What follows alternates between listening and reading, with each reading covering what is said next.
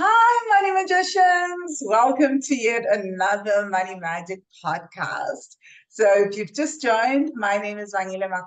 I work with ancestral money trauma. I help mainly women of color heal ancestral money trauma so that they can increase their income and increase their savings and live a debt-free life. So, if you've just joined us, our guest for today is Karen Bernetti. So, Karen touches on a very, very impactful topic. You guys know I love everything to do with family dynamics and generational trauma, and all of it is tied, deeply tied together.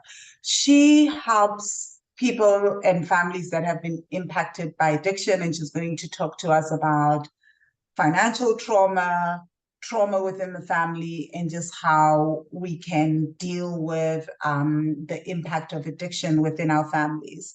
Most of us have experienced this. I and my family have also experienced this. I know what it's like. So, welcome, Karen. Thank you for taking the time to talk to us about such a powerful topic. Thank you so much for the work that you do. It's fascinating, your topic of your podcast, and it's such an honor to be here. Thank you. Thank you so much. Yeah. So, Karen, I wanted you to start off by telling us, who are you as a soul? And then tell us what you do. Who am I as a soul? Okay, so I am, at my heart, I'm a mom. I have three beautiful adult children. That's who I am at my core. I love to teach yoga and meditation and mindfulness. Um, I'm someone who has been through hell and back in my life, and I'm very passionate about turning my pain into purpose. It's really, um, I traveled a kind of a rough road, and I know and I feel called to share what I've experienced so that hopefully people don't make many of the mistakes that I made. If I could help somebody on a similar path, then that's really, really important to me to do. That's so beautiful. Thank you. So, can you just start by sharing with us about the work that you do and how you came to do this work with around addiction and the impact of addiction in our relationships? Right. Well, my journey started in the realms of Al-Anon, which is the 12-step um, fellowship for the families of those who struggle with alcohol addiction. I'm sure people are familiar with Alcoholics Anonymous, and that's a beautiful 12-step program for people who struggle with addiction. Um, but the Al-Anon is specifically for the families. Everybody goes to Al-Anon thinking they're going to get their drinker to stop drinking, and that's not what it is. You learn real fast, oh, it's not about them, it's about you. It's about you getting in a better place. And we all come into Al-Anon thinking, you know, I'm not the one with the problem. That's the person. The person I'm living with is the problem, whether it's my spouse or my parent or my child or whatever who's struggling with this addiction. If they were different, I'd be fine, right? And Mm, they would, and then we learned, like, oh my goodness, living with this for so long, it's given us problems, and we need to work on ourselves. And we work the exact 12 steps as they do in AA.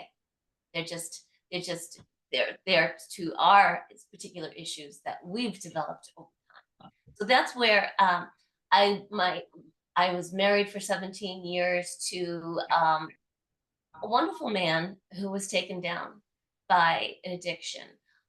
He had, our relationship in the beginning, it was fun. We drank, we partied, we did stuff, and thing with alcoholism is it takes you down slowly. It's progressive.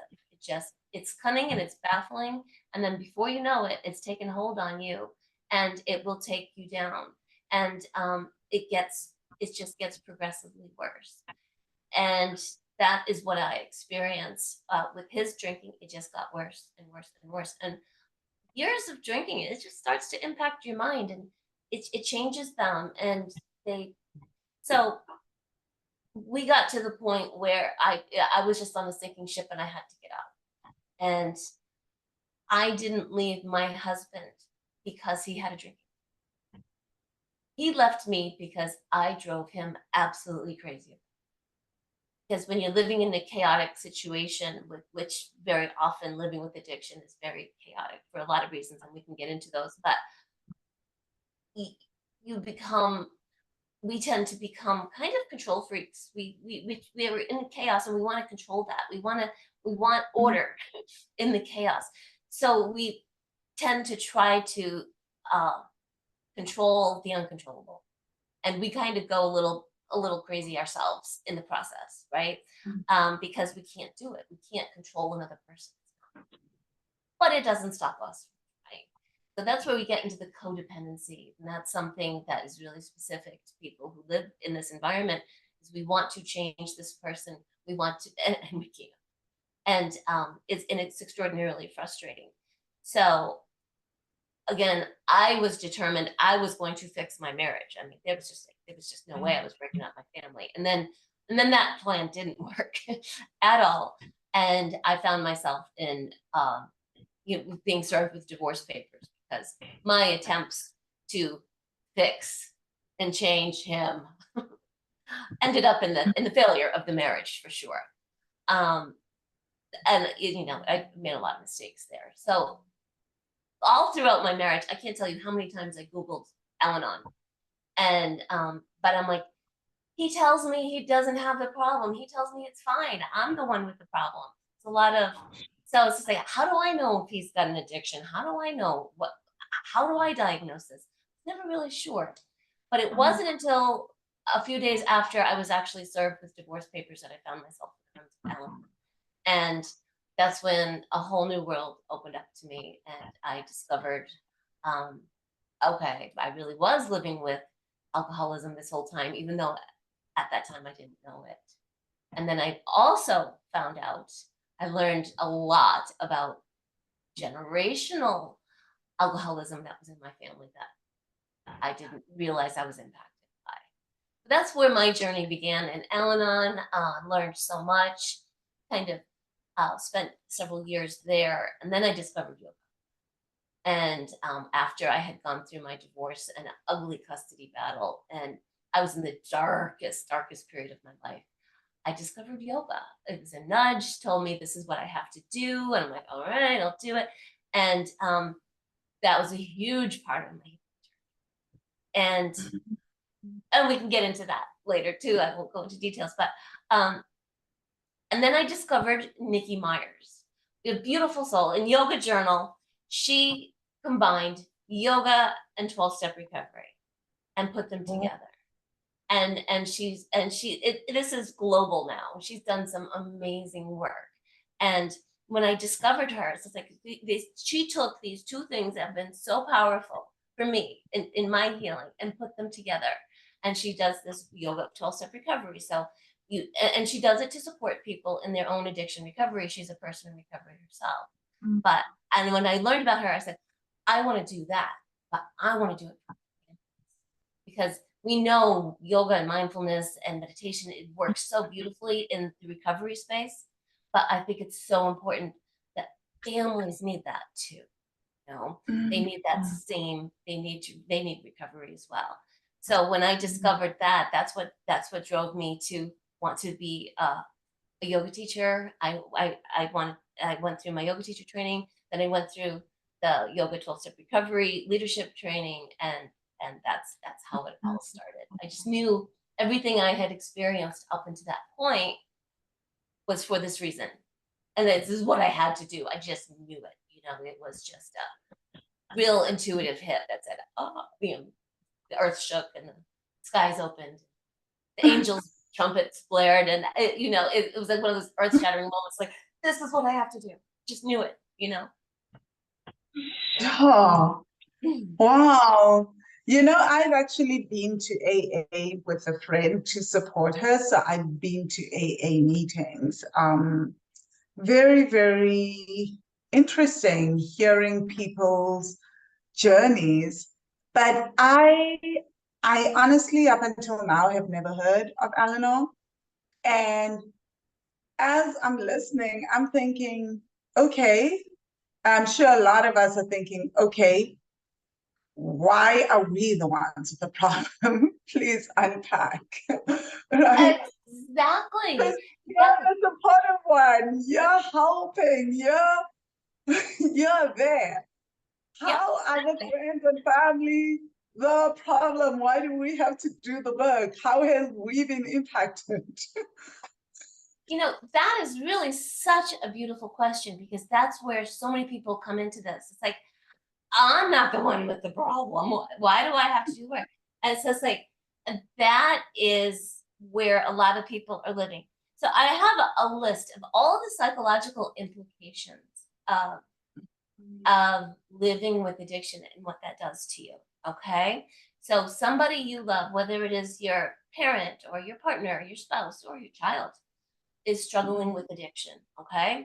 And you're watching this, okay? You're seeing, what are you seeing when somebody's using a substance of some sort, drug or alcohol, or other addictive behavior that's damaging? What are you seeing? You're seeing a lot of erratic behavior, right? Somebody's under the influence a lot. You're seeing a lot of, bad behavior. We're seeing erratic. They're checked out. They're distracted, right? They're not. They're a lot of the behavior of somebody that's under the influence a lot. You're not getting their best self, right? I really don't think I need to go into a whole lot of detail on that. I think we know what somebody looks like when they're under the influence. It's not pleasant to be around. Sometimes people are violent. And so, okay, so you have this person that you love behaving in this way. And you have, obviously, nobody wants to watch that or be a part of that. But some people live with that for their whole entire lives. They see it every day. This person's engaging in this behavior, and we don't like it. And what do?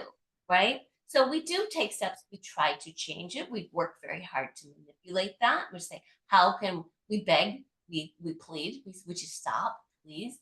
So there's very commonly a lot of fighting, a lot of arguments, a lot of emotion because we're frustrated, we're angry. A lot of their behavior towards us is hurtful.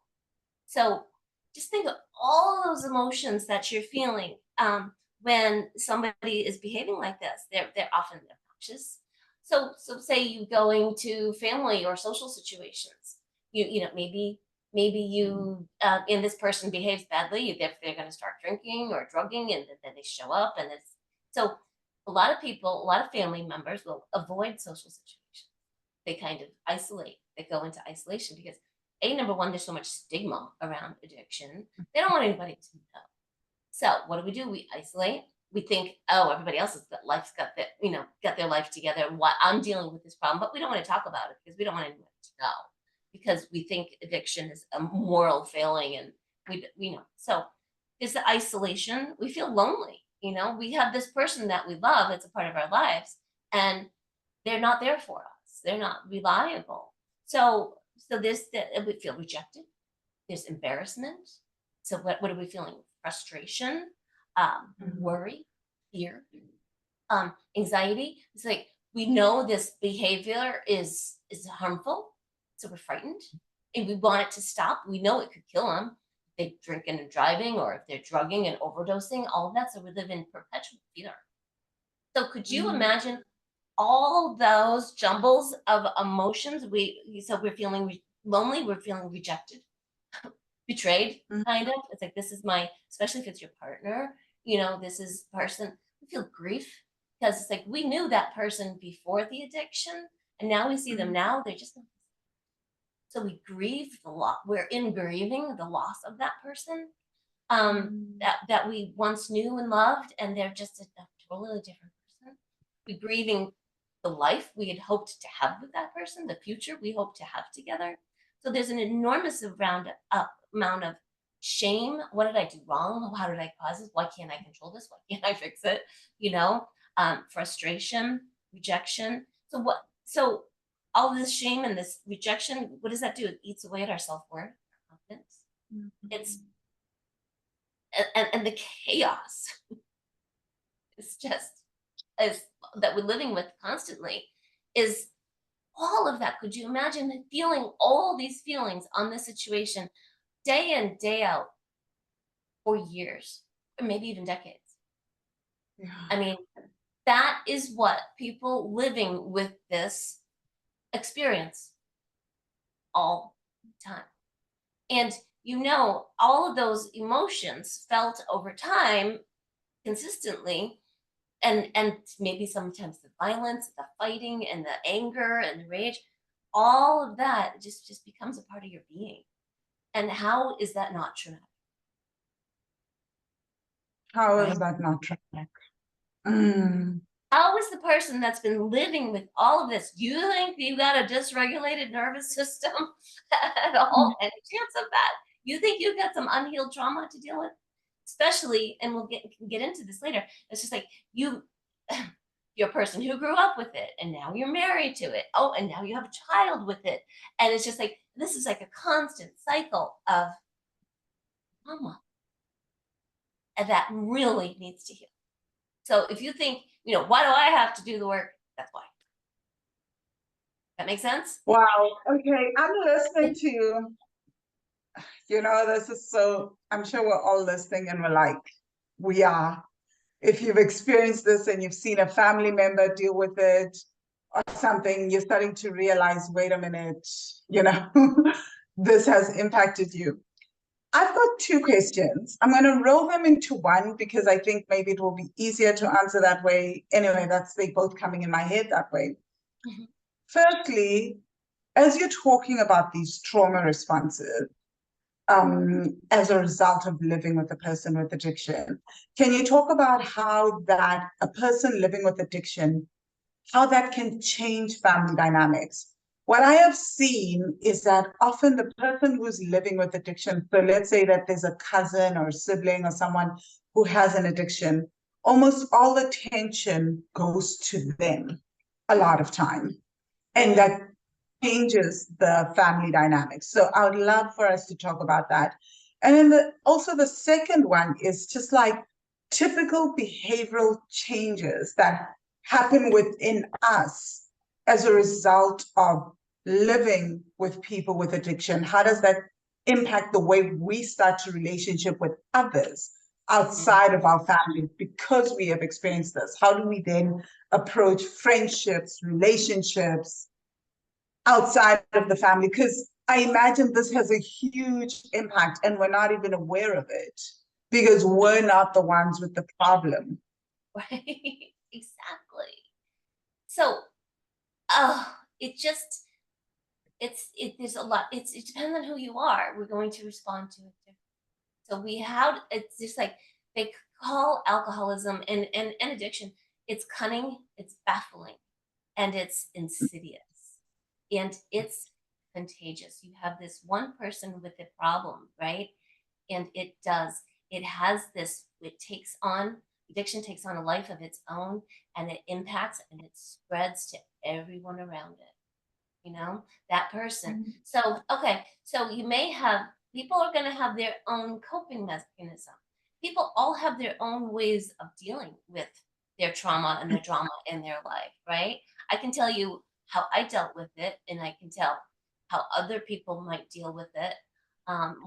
What's typical in families. You'll see in the family, everybody's picking a different way. Some will just check out and just say, I'm just not going to have anything. I can't have part of it. And some will get so consumed in it, trying to fix it.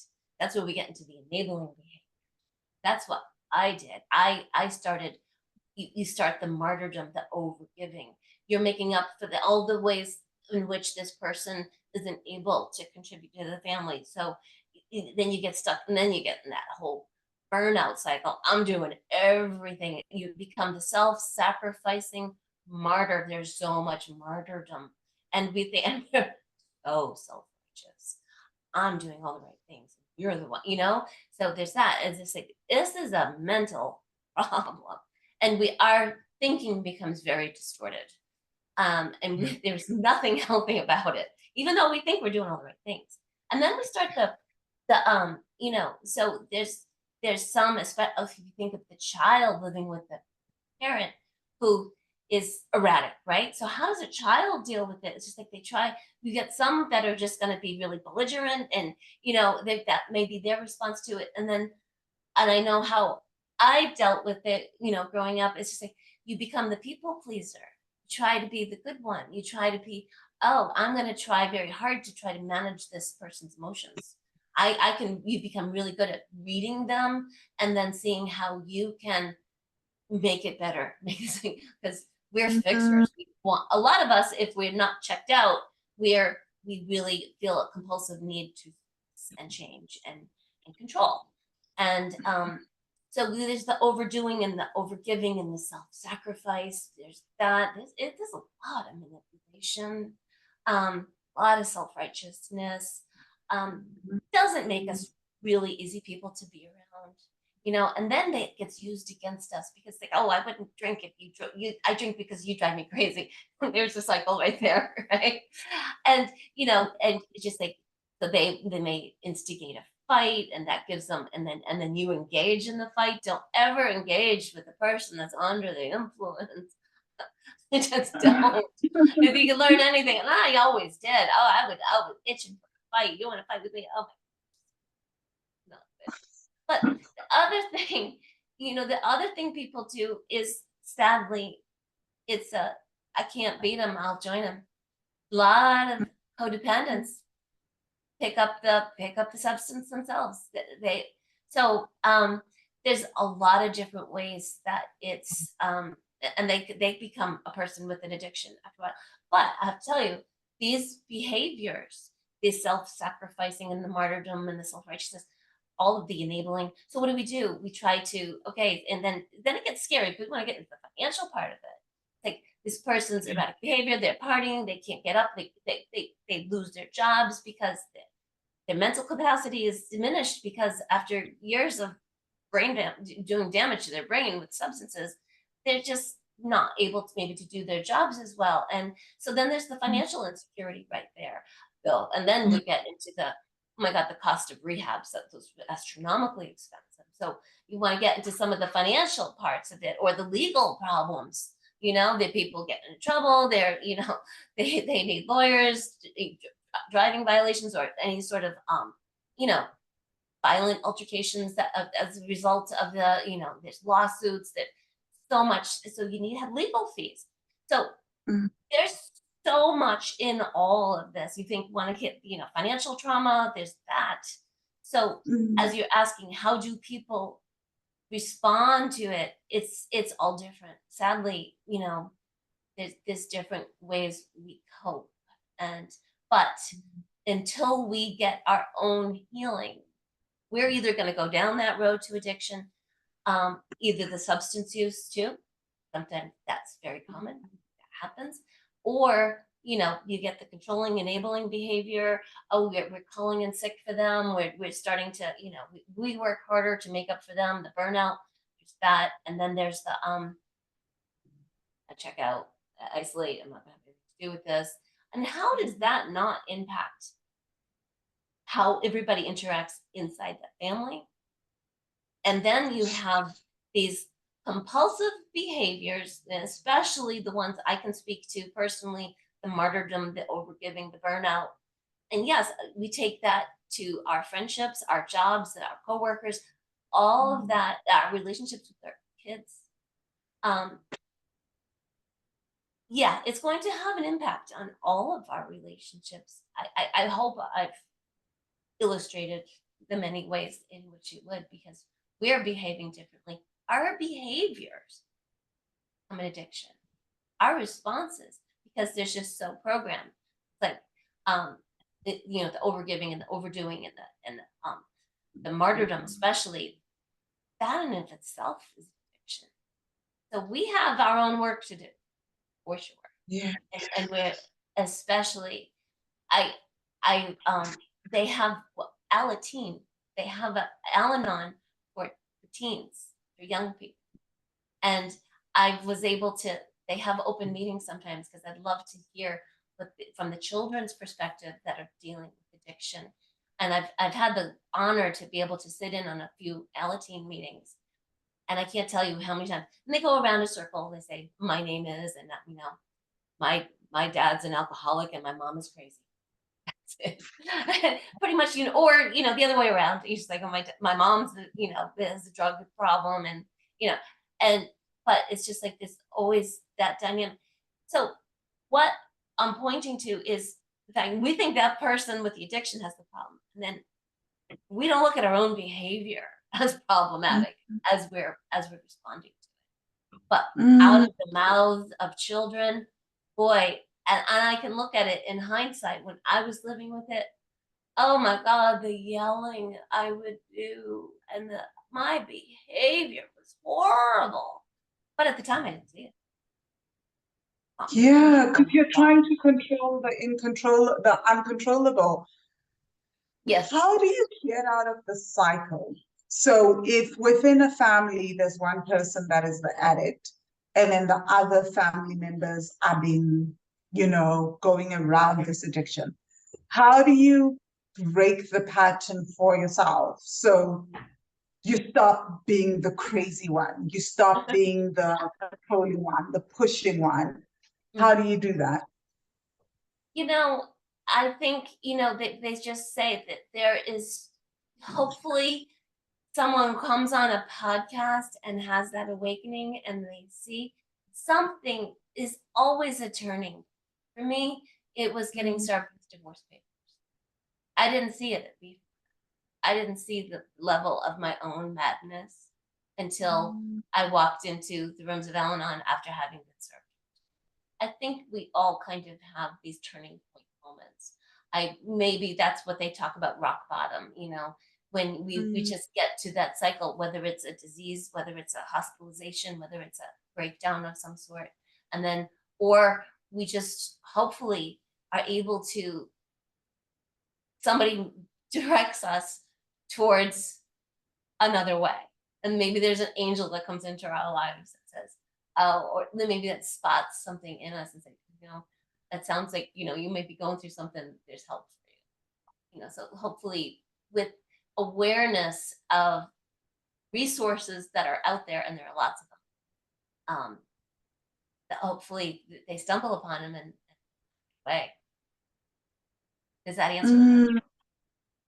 Yeah, it does. It really does. But I'm also thinking, is there a first step? So let's say that someone is not ready to go to Al-Anon yet, but is there a first step that a person can do within themselves to say, I want to break the cycle? Like, I no longer want to be part and parcel of this. So if it's, say, a cousin, an aunt, an uncle, a sibling, a child, but they're not yet ready to go there, but they can see that the cycle is there and they can see their behaviors. There's a codependency. Is there a practice or something that they can do before they take that step? Because I also think what I've learned from friends that have gone through the journey is that sometimes getting to the halls of AA takes work, right? A person has to get ready to go there. Yeah, absolutely. And then getting to the therapy, getting to the coaching, but and I'm imagining now that there's someone, what I've also seen within the realm of addiction is that there are some of us that are more supporters without understanding that we are supporting the behavior. But then we become aware that, wait, I am supporting this, but I don't know, I don't have the tools, I don't know where to start to just kind of break the cycle so that eventually I can go get help. Yeah. Well, I mean, that's going to be different for everybody. And I really do think it just comes back to that turning point moment. I mean, I've heard so many stories where people will come into Al-Anon and, that it's just, they're not ready. And when the student is ready, the teacher appears, and it's not, I'm not here to say Al-Anon is the answer for everybody, because it's not. There are so many resources out there, and that's part of the reason for the work that I do. Like I said, you mentioned coaching, you mentioned therapy, you mentioned, um, a mindfulness is a big one for me. Yoga and meditation, hugely healing for me. But again, there are so many different, so many different modalities for healing. Um, and people just kind of have to find what works for them and when they're ready. And it's not going to happen in a moment before it's time. And like I said, I think with advocacy and with awareness and with people like us talking about it, because this is a taboo topic. There's so much shame and stigma around addiction. Uh, don't even get me started on the war on drugs and how we trying to incarcerate our way out of the, the addiction problem. It's like putting people in prisons. It's like punishing. It's like the whole approach we've been taking to it is so making it worse. First of all, it's not helping. I'm finally starting to wake up to that. But I just think more conversations. We just have to talk about this. And it's really hard to talk about because nobody wants to air their dirty laundry about their families. And trust me, it's hard for me to do too. It took a long time to be able to work up myself to be able to even do that. But I think when people are ready, they will. And hopefully with more conversations like this and more grassroots efforts like this, I think people will find their way. And that's why I do the work that I do. I'm very vocal about people finding their own path because it will be different for everyone. No, I completely hear you. I hear what you're saying, that everybody's journey is different. But you did mention meditation and yoga, and I think those are just really, really powerful. So thank you for sharing some of the many things. I want to now segue into the financial aspects. Can we talk about the link between having an addict in the family and financial trauma in the family? So let's look at generational addiction and the link and how it links to generational money trauma as well, because those things are pretty interlinked, and I don't think we really talk about it. I mean, people see it easily when we talk about gambling addiction, but with alcohol addiction, there's also a lot with substance addiction, any kind of addiction, when it's linked to, it impacts our finances in the long run, and it impacts generations financially. Yeah, well, I can speak best to my own experience with that. So yeah, I mentioned earlier how I did not realize I grew up in an alcoholic household, because I didn't know grandparents could be qualifiers. And this is really, really interesting because, and a lot of people might have this going on as well. My parents really weren't drinkers, but they both had alcoholics for parents. And I don't even like I shouldn't use that term. I don't like that label. But they both of their parents struggled with alcohol addiction. I just think labels really bring the stigma. If we just take those labels away, then that'll start to dissolve some of the stigma that we have around it. So sorry that word came out of my mouth. It shouldn't. But both my parents had parents that struggled with alcohol addiction. And so they grew up with it, okay?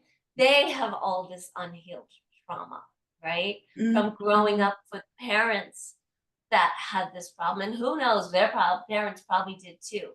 My parents, and what do children that grow up in these environment do? They'll either follow in the same track or go the opposite, right? And they went the opposite of what their parents, and it's what's interesting is you come out of that environment. That's the environment you grew up in. That's all you know.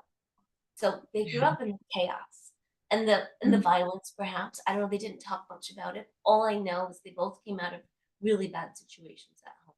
I never got the details, but they both got married very, very young. My mom was 18, and they very, very young. Both came out of pretty dysfunctional homes and got married. Okay, you know how much unresolved trauma they had, they brought to their marriage, had 4 children. And guess what? There was so much alcoholism in their marriage, in their relationship, because that's where they came from. That's all they knew. They had, so what they call it, that they had all the isms, all of the, you know, the all of the things we talked about, how people that we were living with the erratic behavior and all of the self-esteem and confidence issues and dealing with the betrayal and the rejection, all of those things I described in the beginning, they grew up with that as children in these households. Perhaps I assume there may have been some violence, there was some real financial insecurity, because if you can't, if the person that, yeah, can you imagine both parents being addicted to substances? Usually there's, in lots of situations, there's one, and then there's the other codependent, martyr that's trying to control everything, right? Imagine if both. Imagine that instability growing up with that as a child, right? And so they brought, and I don't fault them at all. All they know is all they know, right? And they had this real fiery relationship. They probably didn't have the best coping mechanisms. Did they have good role models? No. There was a lot of yelling going on in my house. They would always be fighting, but I could see it decades later. It's like, but I just thought that was normal. I just thought that's the way families work, because that's what I grew up with, right? But I didn't realize it was really the alcoholism that was shaping their behavior, their relationship, because that's what they came out, right? Does that make sense? So they came out of a whole lot of financial insecurity, a whole lot of, I'm sure, a whole lot of unhealed trauma, and they brought that into their marriage. And that's that's the environment that I grew up in. I never knew it was all that bad. My needs were not. We always, I grew up in a affluent town, but we were not affluent. We weren't the ones with a lot of money. So I grew up with a lot of seeing a real difference in the way it was a very affluent. There's a lot of money in this town. So to be that we weren't poor, but we felt it like in comparison. I always grew up comparing myself to others and always feeling less than. And so that was deep in me. So all these money wounds, right? Growing up, so that was so that's how the alcoholism kind of ties to the money trauma. Absolutely. Even my mother even shared with me very recently, she always had anxiety about money, always fearful. And did I get blessed with that? Of course, because that's, we pass these things down. It's a cycle. It's just a reliving, because we don't know anything else. We don't know any other way to be. We didn't know this was wrong or weird or not normal. This is the way families are, because that's the way our family is. And we find our own ways to cope with it, right? So that, I think, I didn't know alcoholism could skip a generation.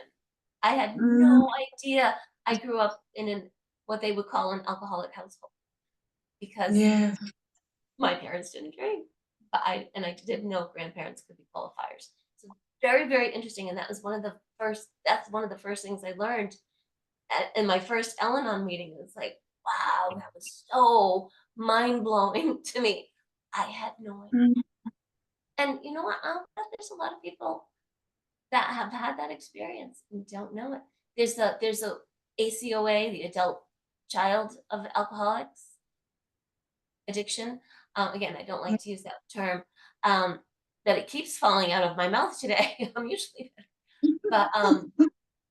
but yeah, so there's a lot of groups for adult children because they're growing up with it and they're trying to heal their trauma. So there's a lot of 12-step that are offshoots of these. It started with AA, and then Al-Anon came out of that because for the wives of the men that were in AA, right? So they, you go have your own meetings while we're in ours. That's really how it started, right? And Yeah. but so many other 12-step programs have come out of that, the ACOA, the adult children, and another one too, another really interesting, I don't know if you know about, is they have DA, Debtors Anonymous. They have Yeah. UA, Under Earners Anonymous. These are two fellowships I just discovered recently to get over some of my money trauma issues. And really, really super interesting. I wasn't sure if you were aware, but yeah, and I just had no idea how massive this fellowship is. I've been to meetings that have had like over 300 people in them. And this is just one. And there's it's unbelievable. There's a lot of people that are a part of this. And I think I had no idea it existed. Just discovered it a few months ago. I've heard of Debtors Anonymous. I've never heard of Under Earners Anonymous. Mm-hmm. You're blowing my mind here. I think Yeah. that all of it is like mind blowing. Yeah. So, Karen, this is my second last question. I'm very, very fascinated. I know you've gone on a journey where you had to really unpack your financial trauma after leaving divorce. And you were telling me earlier about the financial trauma as a result of divorce. Can you please share what you discovered about that and how you started to heal that? And I may have to bring you on again just to talk about the divorce and money trauma, because that is really, really intensive. So if you guys want to hear about that and you want Karen to come back, drop me notes in the comment section, especially if you're on YouTube, DM me, do all the things. Okay. Yeah, I mean, we can just touch on it because I know time is an issue, but, and this is like, this is a big, big story and we can't possibly get into it, but I'll just say and briefly as possible, just imagine, okay, so you have this person that you're living with that is experiencing very erratic behavior from their substance use, right? And now you have to co-parent with them. I in a divorce, and I don't know what it's like when in your country, but here the way child support works, the way things are divvied up, it's like where the children spend the most time. Like if they're 4 days at my house and 3 days at his after divorce, because you have to shuffle the kids back and forth, right? And Yeah. And it's awful, and it's not what I wanted to do, but my situation was such that I was on a sinking ship and I just had to, and it was financial. I mean, we had a business. He was a home improvement contractor. We were getting lawsuits. We would just get hit with lawsuits. He just was his mental ability was starting to be diminished from the alcohol use after so many years. His judgment was off, and I don't blame him. I mean, he was a brilliant man. He's a beautiful soul. Loved him dearly, but the alcohol got him. Okay, so I'm not saying this to I demonize him in any way. I demonize the alcoholism, the disease. But anyway, so got off track. So imagine you have this person. So the way it works out is, of course, and I was the one who stay-at-home mom all of this time. And now we have like 8-year-old. I think I had 7 and a 12 and 13-year-olds. I mean, we had preteens, teenagers, and it was the worst possible time. So I obviously thought, I don't, well, the kids are going to be with me. I'm the mom, right? But that's not necessarily the way it used to be that way. But I got divorced at this particular time when that was starting to change. And men were starting to, the fathers were starting to say, no, I want, so they're having these 50-50 arrangements, or are they going to spend time with me? Who's going to spend time with? But the way they tie the money is to who has them more.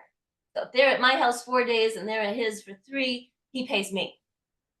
But if he can get them for 4 days and I get them for 3, then I got to pay him. It is sick. It is absolutely sick. And you wouldn't believe what the family courts are like in this country. And it's a tug of war for the kids. It's like, really, the men really, I mean, it's not like he was all about so into the kids, but they suddenly are when it comes to who pays who, right? So initially, after the divorce, I had them with me the majority of the time. And then once my oldest son turned 15, and when the children get older and easier to influence, and he's the house where all the fun is, and I'm the house where all of the discipline is, right? And we get the Disneyland dad, and we got, they just like, oh, come here, and it's going to be fun and playful, and yeah. And then there's the alienation going on, there's the bad mouthing of the other parent. It is so dirty, and it is so bad, and it is all tied to money. All I can say. And this is the tug of war for the children is sick. It's just absolutely sick, and it's all about money. And that was really traumatic for me because, like I said, I gave up my career for to be a stay-at-home mom, and I worked in our business. I supported him in our business and stuff like that. But I had to go out and get a full-time job. I had to turn my kids over to him certain days, whether I wanted to or not, whether he was under the influence or not. All of this, there was so much chaos in this back and forth. I can't even begin to tell you. It got to the point, and he was really trying to influence the children. You like my house better. My boys were 14 and 15 years old. He was providing them alcohol. They were drinking. I was picking them up from his house, and they had alcohol in their breath, which scared me to death because I knew that the younger you start drinking, the better the likelihood you become addicted to it. You have a young brain being, influenced. Talk about going over the deep end. So I was starting to fight. I was dragging him into family court. I had no money. The only thing we had when we divorced was debt by that. And I was in a horrible state, and I had a very low paying job, and I needed that money from him to pay rent, and here he is trying to influence the children to stay at his house more so that I would have to pay him and he wouldn't have to pay me. It was just like awful. It was just awful. And knowing that he's letting my kids drink while he's there, and there was nothing I could do because I was dragging him into court. I couldn't afford a lawyer. I did not have the money for a lawyer. I was tapped out. My parents had helped me and got me a divorce lawyer, and things turned out okay in the arrangement. But what I never anticipated was the battle for the kids that would happen a year later. And my parents were tapped out. They had no more money to give me. They could not support an endless custody battle that could have gone on for years. And it did, actually. And I'm trying to, family courts in this country are just awful. I mean, that's a whole story. That could be a book, but it was extraordinarily traumatic trying to fight for my kids without a lawyer. And he had one, and she was unscrupulous on every level imaginable. So and how did I deal with this? I had mama bear rage. Did not serve me well. Because in family courts, in any court situation, you have to know how to play the game. And here I was, I promise you, pro se has no voice. You unrepresented, I got eaten alive. There was talk about chaos. There was like no logic, and no one would listen to me because I didn't have a lawyer. I never had even an opportunity to speak. They just put me through legal hell, and it's just so I would, so it was awful. It was awful. And I can tell, I had an emotional breakdown. I attempted suicide twice. That's how distraught I was, how I tried everything imaginable on my own to control this really and protect my children. And I felt they weren't safe. I had to turn them over to him all the time anyway. It made me very, very sick. I was hospitalized. It almost killed me. That's how bad. We want to talk trauma. That experience was horrible. It was just absolutely horrible. And I can't begin to, that is not even like the tiniest, that's just a fraction of the details. But after that, that's when I found yoga. And this nudging told me that's where I had to do, that's what I had to do, that's where I had to go. And I'm telling you, boy, that I'm really glad I followed that nudge. And I think kind of Al-Anon took me as far as I needed to, as far as I could go. And then when I discovered mindfulness, that's when the real healing really started to begin, because I realized how much of this was in my body. Still going through a lot of the trauma, a lot of the drama, but it just taught me how to deal with it better.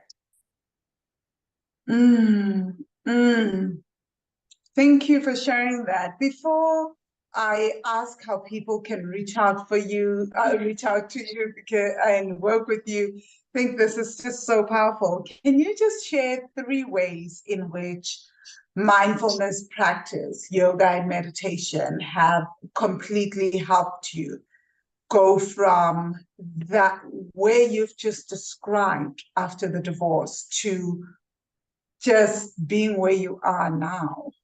I know from experience that meditation, yoga, life-changing. I actually have an entire podcast on here about Vipassana, a podcast episode. Can't remember what episode it is, guys. It's in the 90s, probably episode 98 or something.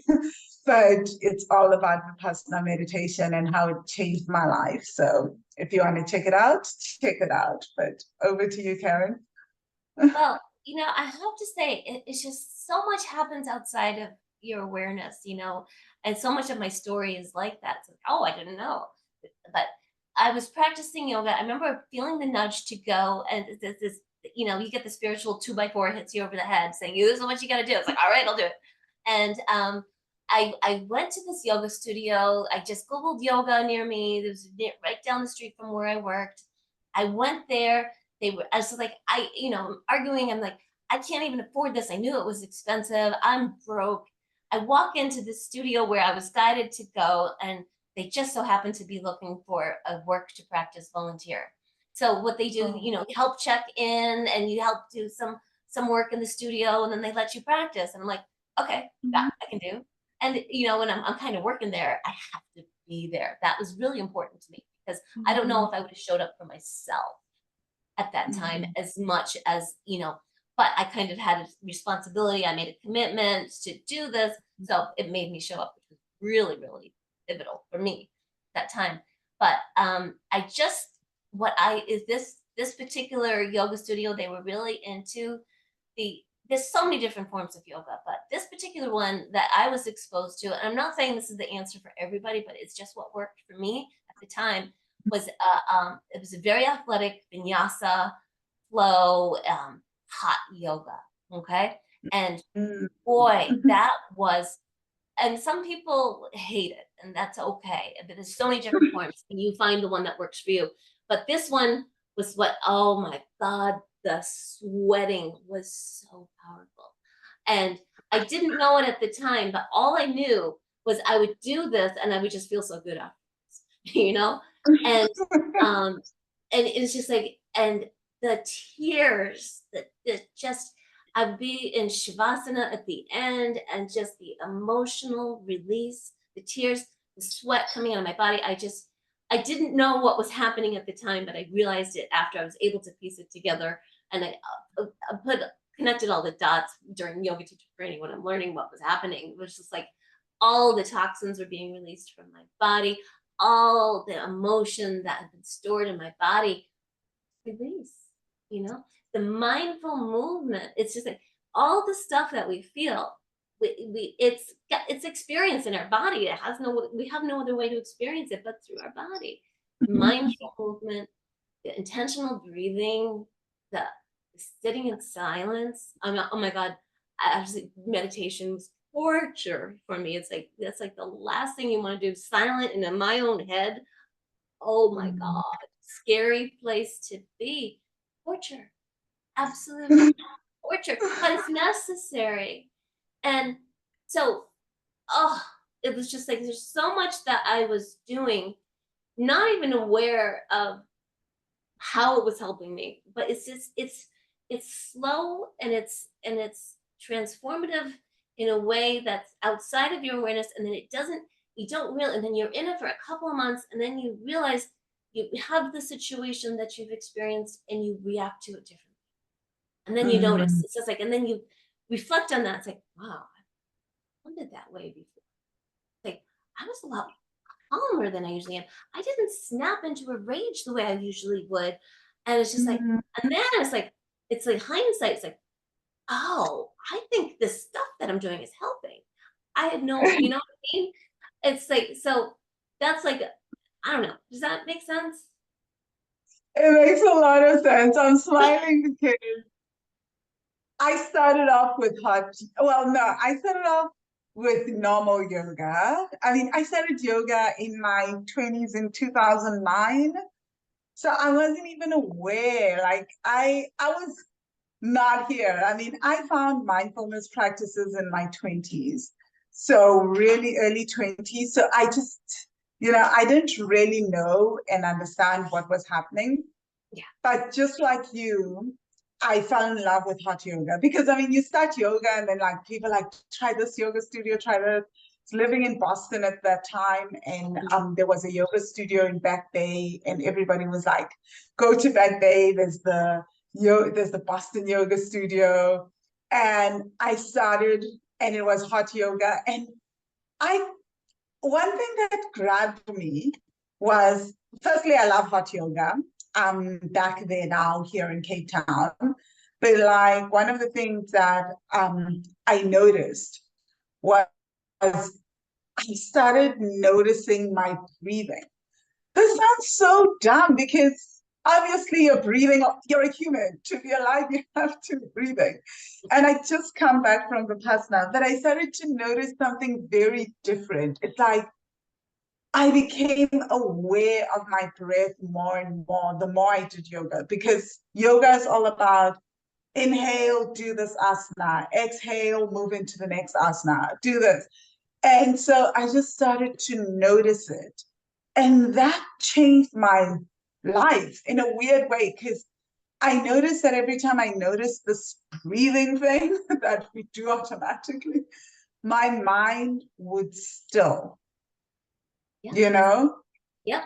There would Exactly. be some kind of peace that came over me. And so I fell in love with yoga. I'm actually a Tantra yoga teacher. I Really? teach Oh, yoga. that is something I really want to explore. What we're doing when we're focusing on the breath, and it's just like our mind is what is the cause of all our suffering. That's why we do yoga. It's the end of suffering, right? And the yogis knew for thousands of years ago that the suffering happens in our mind, and if we can control, get the crazy thoughts under control, the monkey mind will be fine. And the beauty of focusing on the breath, our mind can only be in two places, in the past or the future, right? It's like, if it's in the past, it's very often depressed, right? If we focus on the past, we're depression very often, unless we're reflecting on happy times. And or the future, which is usually, unless we're that excited about something happening in the future, we got a whole lot of anxiety, stress, right? So this is the only place that we can escape those two things is being now, here, present moment. The only way we can get into the present moment and stop the momentum of the thoughts of the past and the future and the constant pull for that is to be the here and the now. And the fastest way to come into the present moment is through the body. And the fastest way to come into the body is through the breath. And once we're focusing on our breath, we never ever stop thoughts, but we be here now. It's just like you just stop the momentum, and that's where the peace is. That's where you find the peace, in the now. It's really hard to get there because it takes lots of practice. And I hate this. And I really don't want people to think they have to do this hot, sweaty, athletic yoga for healing. I really, really don't. That's just what worked for me at the time, but that doesn't work for everybody. A lot of people don't like it, and that's okay. There are lots of other practices. If you can breathe, you can and you don't have to be a contortionist or a gymnast or anything like that. You don't have to be flexible. You can to be able to find the healing benefits. Honestly, there's so many different forms, and they're all very, very powerful. Just want to make sure people know No, I love that. I love that. And I think it's so important to mention that you do not have to be a contortionist that. because right now a lot of people do think that to do yoga, you have to be super bendy. But yeah, I'm a fan of hot yoga, guys. Like, I feel like a huge part of why I've moved back to Cape Town is to have hot yoga. Because believe it or not, in many parts of the world, you don't get hot yoga. I find that it's places where the climate gets really, really cold and you've got winters where like hot yoga becomes a thing. But like I struggle to find hot yoga in Thailand. Hot yoga was in South Korea because it gets really freaking cold. But I struggled in Thailand. I struggled in Cambodia. I struggled in India. Believe it or not, I think India is already so hot. Sri Lanka struggled to find hot yoga studios. I actually never did. When I say struggled, I could never find them. Um, so I've struggled, couldn't find any. And in certain climates, they thrive. But I understand some people are just like, oh, all that sweat, because right after hot yoga, you really can't just walk straight out. You have to go take a shower, change clothes, everything, because everything's just sweaty, sticky, wet. So I get why people don't like it. Yeah. I haven't done it in years, honestly. I'll tell you, that time in my life, it served me well. And that's what I needed. Now I'm menopausal, I have hot flashes. It really doesn't appeal to me as much. I haven't done it. And well, not really since COVID. But because a lot of studios shut down and all of that. And I really haven't gotten back into it. And I've explored so many other forms of yoga, subtle yoga, and really took a deep dive into meditation and stuff like that. And I love that too. But the hot yoga was beautiful for me. That worked at that time. I was younger, and it was good. But I just know that it's not for everyone's thing. Yeah. I understand. Wow, Karen, you've been so vulnerable and so open and shared so much with us. And I'm sure people would like to get in touch, find out about your services, what you offer, how they can work with you. Please, can you share that? Sure. We'll start first. I have a Facebook group for the family. It's called Mindful Family Recovery. And I'd love anybody to join. It's for anybody who is impacted by loved one's addiction and or mental health challenge, because those are pretty much one and the same. And and it's a place to explore mindfulness and have conversations with people who are going through the same struggles.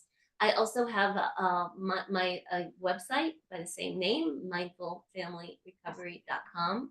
I offer private yoga. I do group classes and workshops, and Also, I have the Serenity Circle, and it's an online membership community where people who are impacted by addiction can go.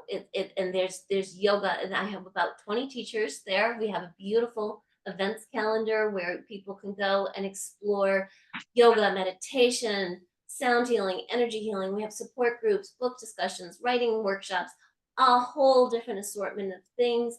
Nobody's required to do everything. It's not to overwhelm you with options. It's just to meet people wherever you're at and be able to explore different healing modalities, for at different times, so you could just pick and choose what you like at any given time and move on with the rest. We have conversation spaces in there. We have lots of beautiful classes, and you would go to serenitycircle.co to learn more about that. We'd love to see you inside the community. Oh, wow. So guys, as usual, all this information will be in the description. So all these links will be in the description. Please check them out. Please go. If you do need help and you've listened to this, it's resonated, you've been impacted by addiction of a loved one, definitely go through and go check it out. And thank you so much, Money Magicians, for listening. As usual, if you want to learn more about healing your ancestral money trauma, tapping into ancestral money wisdom, send me a DM on the socials, hit me up, send a comment on this video, or just respond to my emails. All the links on how you can work with me one-on-one or check out my free 7-day tapping into ancestral money wisdom training are also in the description. If you have any questions, feel free to ask. And as usual, we appreciate all the comments on YouTube. It helps the channel get discovered. It helps the podcast get discovered. And if this is resonating with you, please share with family members. If you're listening on Spotify, Podbean, or iTunes, share the podcast with your family members. Share the podcast with your friends. You never know who needs to hear this and who will be impacted. Thank you again, Sharon. Thank you again, Karen. Sorry, I know I said Thank you. Thank you so much for having me. Appreciate it. Thank you again, Money Magician. See you in the next Money Magic podcast. Cheers.